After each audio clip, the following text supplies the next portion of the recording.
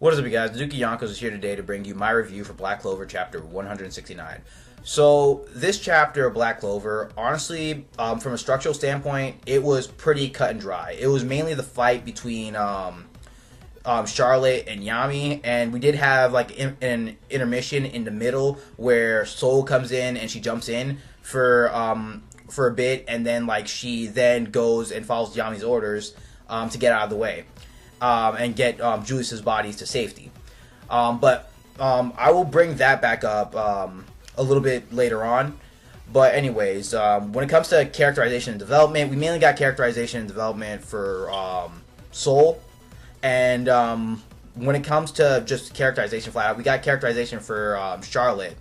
Not for Charlotte, but more so for Elf Charlotte. And from development, from a power standpoint, that is going to affect Charlotte overall in the story. But yeah, now when it comes to story progression, as I mentioned earlier, basically we had Soul get the Dark Orb from Yami, and the Dark Orb from Yami contains Julius's corpse. So Soul is now in possession of Julius's body, and from what it seems that Tabata Yuki maybe setting up for Noelle and their group to actually see that it's actually Julius inside of the Dark Orb, possibly, because when it comes to this flashback, I'm expecting it to end around the time Lich and Rhea shows up, and then the entire castle town is destroyed, as we saw when the Black Bulls arrived, and then it transfers over back to the Black Bulls. But it could be possible that once Lich and Rhea arrive, that's when Noelle and their group, along with Nozelli and Zora, they come in, and they have an all-out battle. And then we may just transfer from Yami's perspective to Noelle's perspective, and then we transfer back to the Black Bulls. So this actually could be significant for overall story, for the overall progression of the arc. So yeah, from that point on, let me talk about the development of Soul. And basically, we know how Soul is very dedicated to Charlotte, given what we know about her from the Royal Knights exam arc, the previous arc before this, and in this chapter it was reinforced, and she was willing to go as far as to die to try and save Charlotte from Elf Charlotte. So Yami comes in and basically tells Soul that, yo, stop being a dumbass. You gotta start living for you gotta live for her sake and everything. Just don't quit being so unreasonable. And Soul actually does have a bit of development here, because we know how Soul, she was always ready to just dismiss a man whenever they're around and just say yo, you're a dude, fuck off, basically. And this time Soul actually realized that she's nothing but more than a burden. She's useless against Charlotte at the moment. She can't save her. And so, basically, she now relies on Yami, and she actually begs Yami to save Charlotte. So this actually does give Soul some character development, because now she is actually relying on a person, and this person happens to be a man. That she's relying on to save Charlotte, because she knows that she can't do anything about it, and she's completely useless against her. So now Soul goes off with Julius's body, which she still doesn't know that's his body in there. And from that point on, Yami and Charlotte, Elf Charlotte, continued their match. Now, when it comes to Elf Charlotte, basically we've got characterization that she has a little brother.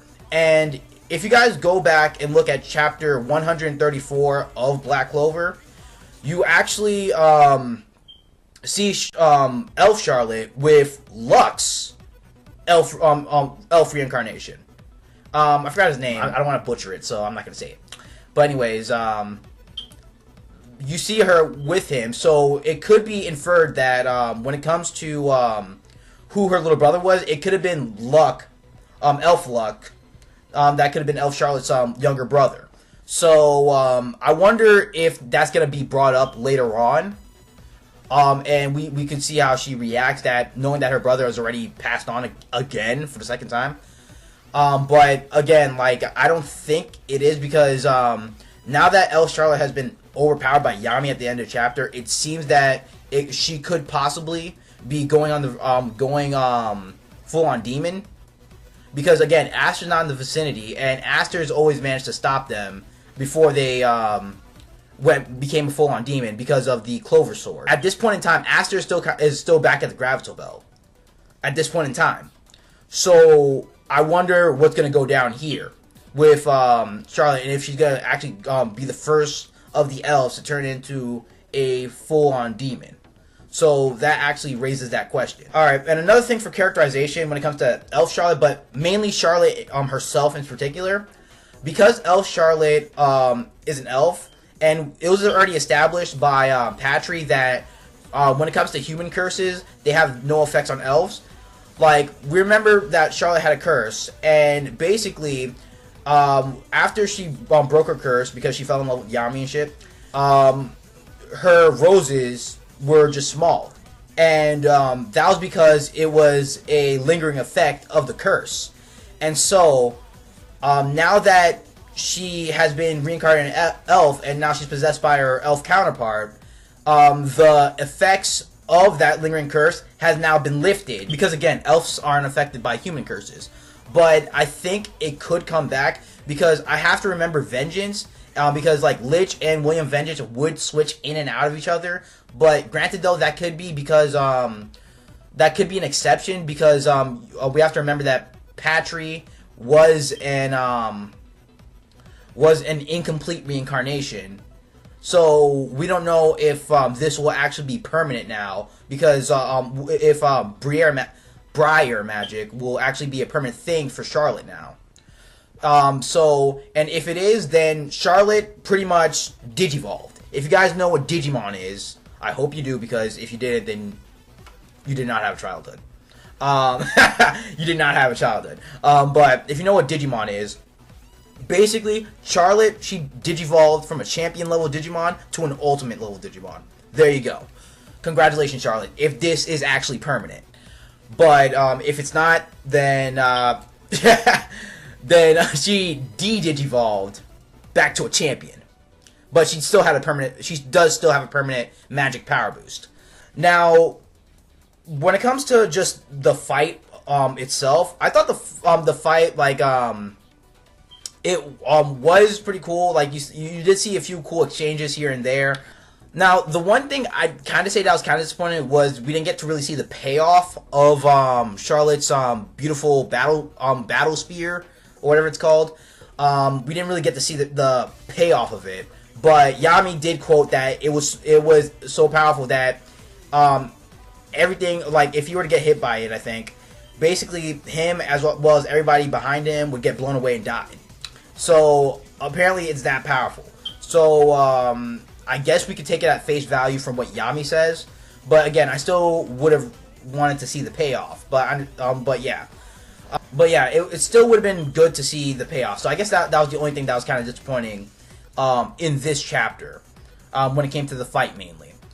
So overall, when it comes to the chapter, I thought like the fight was alright overall. I thought the development for Soul was actually pretty decent, and hopefully she doesn't regress and then still like be a complete douche towards men, but she's more accepting of their help because of this development. Because if it's just for this like one-time thing only and she regresses, that's actually going to be disappointing.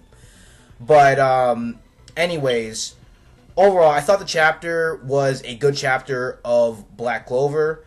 Let me know what you guys think about the chapter. Be sure to like, comment, subscribe, and I will see you guys later. Peace.